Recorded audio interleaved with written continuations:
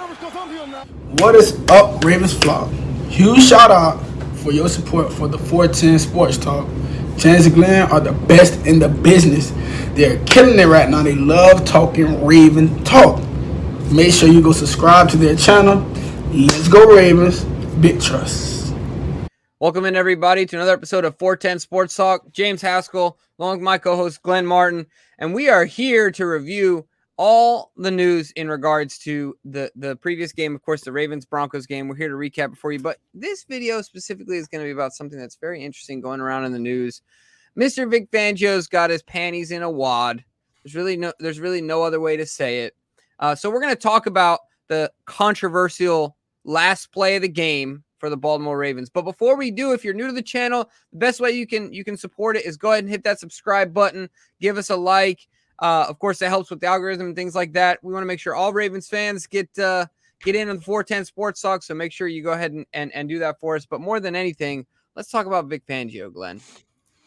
Yeah, just those of you who may not be aware of the situation, the Ravens were one game away from tying the NFL record of 43 consecutive games with 100 yards, at least 100 yards rushing. And towards the tail end of the last game, the record tying game, the Ravens found themselves a few yards short of that record when they got the ball back with just 3 seconds left. And rather than just kneeling out the final remaining seconds, they decided to run for the record. They got it. And now Vic Fangio called it, called it a bunch of things. And I just want to, give you guys an opportunity to see exactly what he said. Yeah, straight from the horse's mouth, right? Yeah. Let's just get exactly what he said, and we'll dissect it from there. Yeah. But here we go. Let's see what he had to say. Did you have a problem with the last play that Baltimore ran? Yeah, I thought it was kind of, but I expected it from them. I've 37 years in pro ball. I've never seen anything like that. So, but it was to be expected, and we expected it. Why did you expect it from them? Because I just know how they operate. That's just their, mode of operation there. Player safety is secondary. Okay. Player safety is secondary. Glad you know the word expected. You only said that about 1,000 times, dude. How long ago did you learn that? Like 30 seconds? Yeah, I'm not, I think that this is, he just sounds like a whiny baby, right? He sounds like a sore loser, right? And it's not something you would expect from a guy who's been around the league for so long. He's a mature guy. He's one of the older head coaches in the league, and you'd hope that he would understand that was such a unique situation. This wasn't like a typical game, because in a typical scenario, a typical closing out of a game, the Ravens would kneel on it. But this was certainly not typical. It was certainly a unique situation. You'd hope that as a head coach, he could understand what John's motivations were, what the players' motivations were to continue that. So a little surprised, and especially because it was a bit of an about face from what we saw just a few days before from Vic Fangio. So I also wanted to give you an opportunity to see what he thought of the Ravens organization, because he says this was their MO. We should have expected it. We did expect it from that organization, kind of alluding to the fact that they lack class and stuff like that. So let's just see what he said just a few days before the games, or a day before the game started. Let's see what he had to say about the Ravens organization then. They just have a good organization there. That organization's one of the elite franchises in the league for a long time. It started with, Ozzie Newsome's been the backbone of that place for a long time, and he's handed the baton to Eric DaCosta, who's doing a great job. And they've had 2 great head coaches since there, Brian Billick and John. And John's done a great job. John is, very enthusiastic, has a good handle on the whole team. I think he's really good on game day, with the decisions he has to make. And I just think he does a great job coaching the entire team.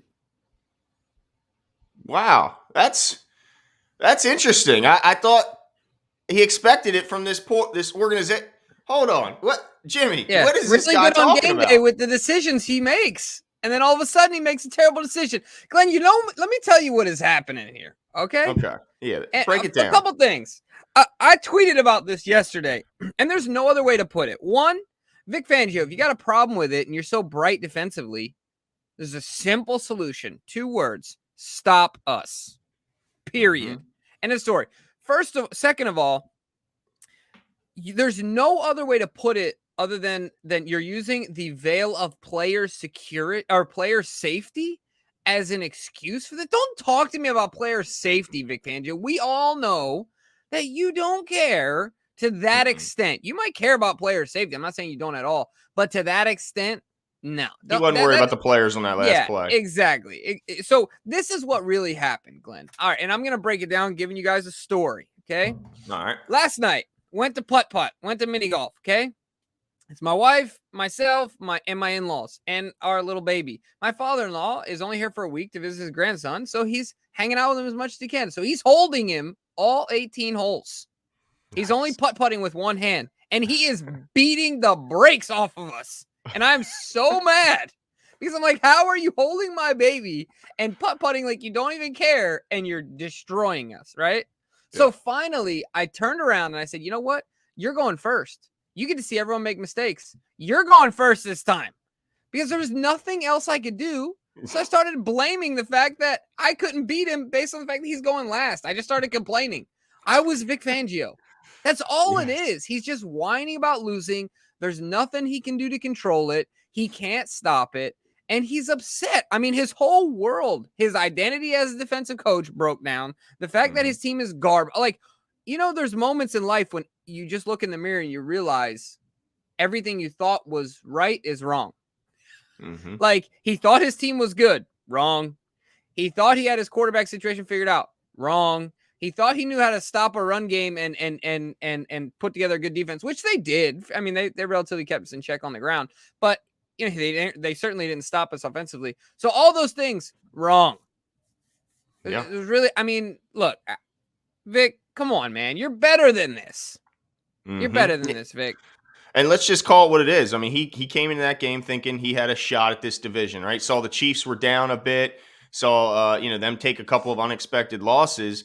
And now, after that game and after this week, I think he's realizing that he has a last place team in his own division. This is not a team that's going to compete for anything, certainly not a division, but not even a wild card, because he is the worst team in that division. And throughout the course of a long season, that will come to light. He was boosted by the start playing a bunch of scrub teams, a bunch of teams that will be picking in the top 5 of this upcoming draft.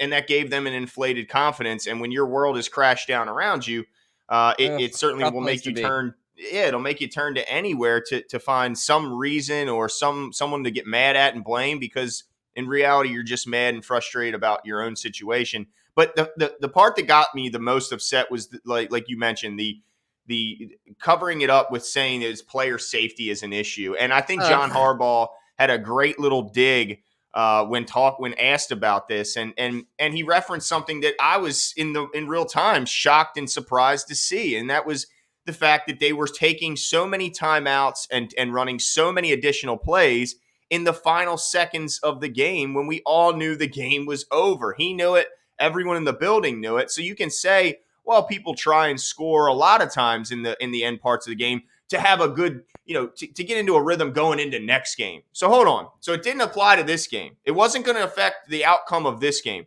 but you wanted to get some momentum for next game.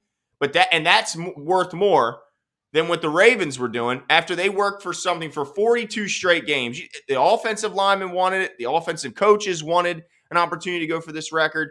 And that's the Ravens doing that is worse than you calling a timeout and throwing it in the end zone with 8 seconds left. And John Harbaugh said it great. He said, I don't think there's a 16-point touchdown that would have factored into the win or loss of that game. So don't act like it's player safety. The game should have been over well before the Ravens got the ball back, and there could have been, I don't know, a half dozen less plays ran on your offense, Vic Fangio, that didn't need to be ran. The game was already decided, and you called multiple timeouts in the final 30 seconds of a game that was over. Everyone knew it was over, and yet you want to make the game, you want to take advantage as much time as you. Okay, so the Ravens said, all right, if you want to take advantage and make this game as long as possible, we're going to do the same thing, and we're going to run our one play. So we ran one additional play, a play that I think if anyone watched it, the risk of injury was extraordinarily low. No one was even tackled on the play. Lamar slid down at the end.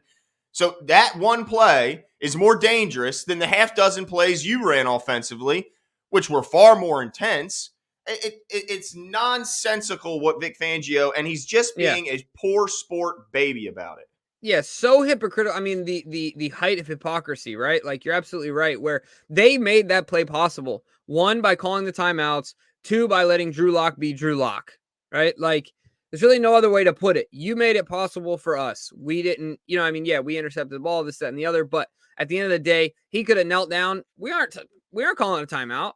That game could have been over. You decided for it not to be. Look, there's no mercy rule. You remember playing Little League, five runs in an inning, mercy rule, the other team's up, right? Like, if you're up by 15 in basketball when you're a kid, no more full court pressing. These are grown men professional sports. There's no mercy until there's all zeros on that clock.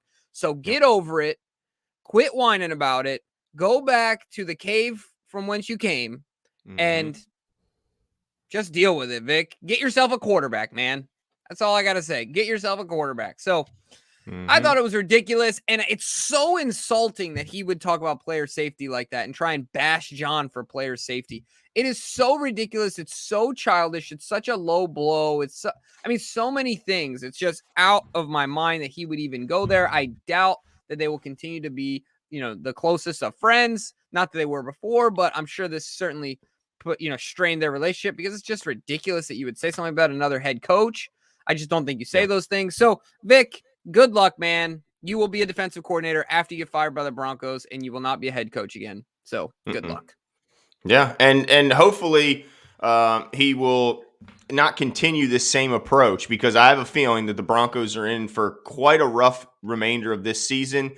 I mean, not only do they not have a quarterback, like you mentioned, which is by far the most important position. I don't care what your roster looks like. If you don't have a quarterback in this day and age, in this NFL, you're not going to compete for titles. They still don't have Calais one. Campbell, right? Exactly. He played on an incredible team with Blake Bortles. And you saw where that got him, right? I mean, you can only go so far until you have a quarterback. And so I think that they obviously have the worst quarterback in their division. No doubt about it. There's no discussion there. So I think he's in for a long season, and hopefully he learns to take losses a little bit better. But you'd think he'd already be there at this stage in his career and life, because I think he's got a lot of losses ahead of him. But let us know what you guys think. Was it inappropriate for the Ravens to go for that record down the stretch? Does Vic have a point, or is he kind of being an old curmudgeon here and a bit of a baby about the entire situation? Let us know what you guys think, and we will talk soon. See ya.